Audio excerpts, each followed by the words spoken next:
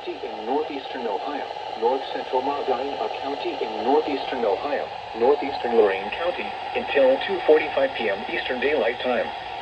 At 1:54 p.m. Eastern Daylight Time, a severe thunderstorm was located near North Olmsted or 10 miles east of Elyria, moving northeast at 15 miles per hour.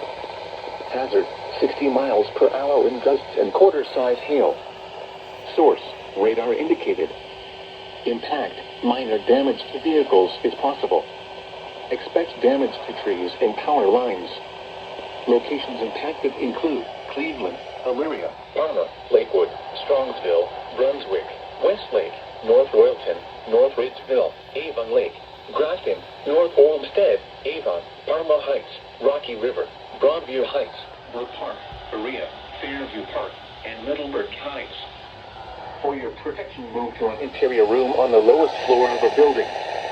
Torrential rainfall is occurring with this storm and may lead to flash flooding. Do not drive your vehicle through flooded roadways.